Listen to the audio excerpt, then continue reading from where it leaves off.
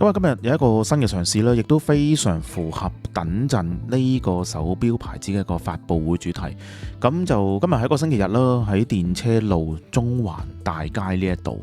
咁呢個標定之前其實都嚟過嘅，咁但係呢一次呢，正係一個中國好有勢頭嘅一個牌子 Sika Design， 皆因佢哋一個新錶推出，係關於登山登頂嘅，背後包含住一啲好深遠嘅意義，不斷咁向上挑戰極限咁樣嘅。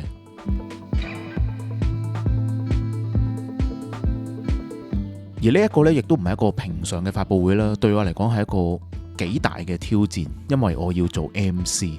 其實你話淨係做 MC 就唔算話好高難度嘅，咁但係今次呢，就係一個 forum 咁樣嘅形式，係需要交流交談嘅，需要引導兩位好重量級嘅嘉賓去做佢哋嘅分享啦，而唔係話講完一個到另一個咁簡單咯。所以係有啲難度嘅。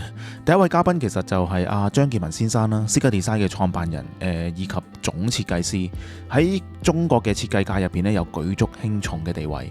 另一位嘉賓呢，就係李海濤老師啦，中國嘅登山愛好者，珠穆朗瑪峰南北坡登頂者啊。不過呢，原來佢唔係一個專業登山者嚟嘅，而只係一個普通嘅人，算係自發咁去挑戰登頂，非常之犀利。呢個 forum 呢，對我嚟講呢，難度在於同時又要做 MC， 又要做呢個 facilitator， 加上嘉賓係講普通話嘅，咁但係我係用廣東話為主嘅，所以喺呢度呢，絕對都係一個幾大嘅挑戰。最後都算係圓滿咁完成咗啦。再次感謝 Sika Design 以及香港嘅代理新達啦，俾咗呢一個算係挑戰自己嘅一個好好嘅經驗啊！咁當然講翻今日嘅主角啦，珠峰系列。咁呢度講嘅珠峰就係一個短寫珠穆朗瑪峰啦，以前香港就叫做額菲爾士峰嘅，如果有翻啲年紀就會慣咗叫額菲爾士峰嘅。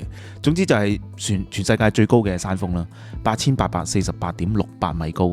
其實 Sika Design 呢一次2026年呢，再次重新咁演繹。點解咁樣講呢？喺呢度要講翻少少故事先。珠峰呢個標款呢，其實就佢哋不停咁去演變嘅，不斷咁去改良再推出。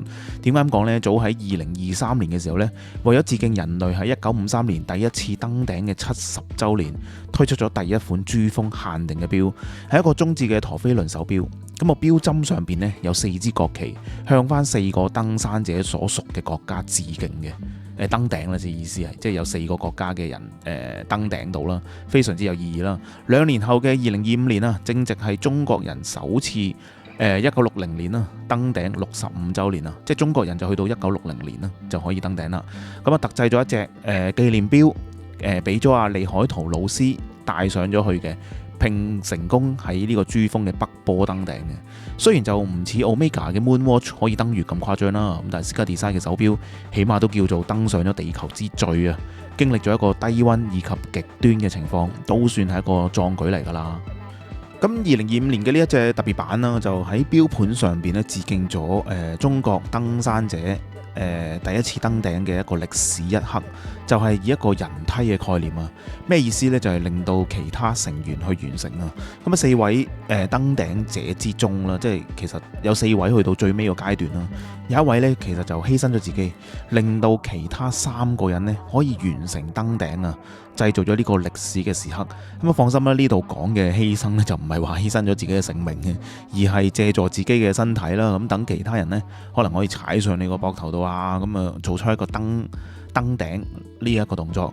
咁啊最後嗰位登山者就最後嗰位犧牲咗自己，當然係冇晒氣力啦，咁啊被迫放棄，成為咗中國登頂故事中嘅一個重要嘅 highlight， 亦都係一個好宏大嘅精神啦，犧牲自己成就咗他人嘅。而當日啊張建文先生嘅分享亦都提及到，手錶呢其實一早都已經超越咗嗰個功能性嘅需要，反而將一啲好重要嘅記憶呢記載咗喺手錶嗰度呢，一樣咁有意義。今年2026年正值 Sika Design 創立咗10週年，希望延續翻呢一個珠峰嘅精神，不斷向上，不斷創造高峰嘅一個寓意啦。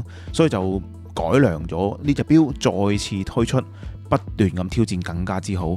一出呢就分咗中國同埋國際版啦。中國版嘅話呢，當然就係參照翻2025年李海圖老師所佩戴嘅45mm鈦金屬嘅錶殼，錶盤真正係用一個珠峰嘅岩石切割而成嘅添。錶盤更加呈現咗一個4個人嘅人偶，而其中一個加入咗一個上下攀爬嘅動態，類似一個逆跳嘅功能，做出一個登山嘅意義。每0點同埋12點就會去到一個高位。然後呢，就會去翻一個低位，重新咁向上爬噶啦。如果你係一位登山人士嘅話呢，相信應該都幾有共鳴嘅。錶底嗰個底蓋呢，亦都印有當年中國人登頂嘅一句經典嘅字句。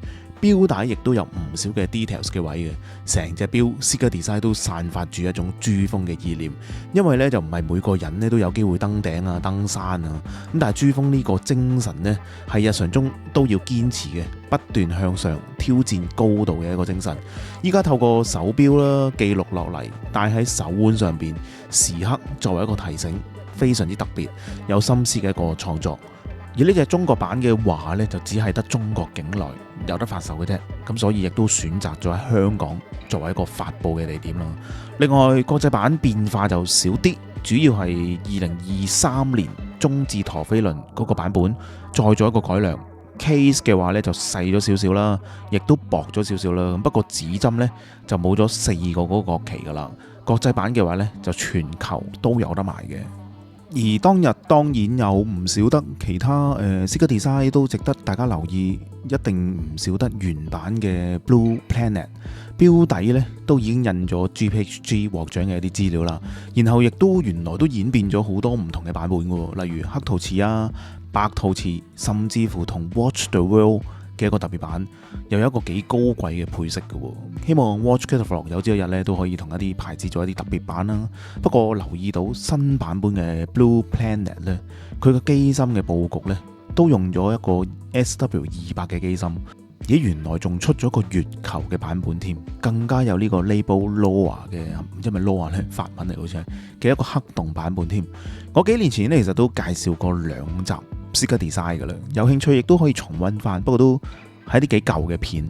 另外亦都有馬連中置嘅陀飛輪啦。當我以為機芯係同另外一樣之際呢，反轉去後邊有一個幾唔錯嘅佈局，仲有喺呢個價位比較罕見嘅倒角處理添。大部分位置呢都做咗倒角處理，我都忍唔住望咗呢一隻錶好耐好耐，成為咗全場機芯最靚嘅一隻。之後都有一隻比較新款啲咯，幾科幻嘅一個設計。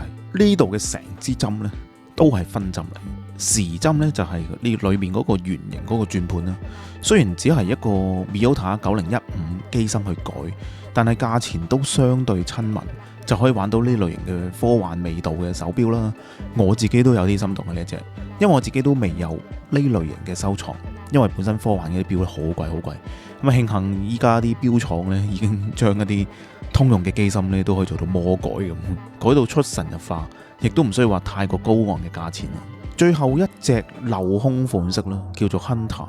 咁其實 Sika Design 都一直有出鏤空嘅款，咁我不得不承認呢個款式一隻比一隻成熟，更加係自家嘅機芯太過誇張啦喎。個 motor 亦都好特別，係一個矛錨啊嘅形狀，錨起錨嗰個錨啊嘅形狀啊。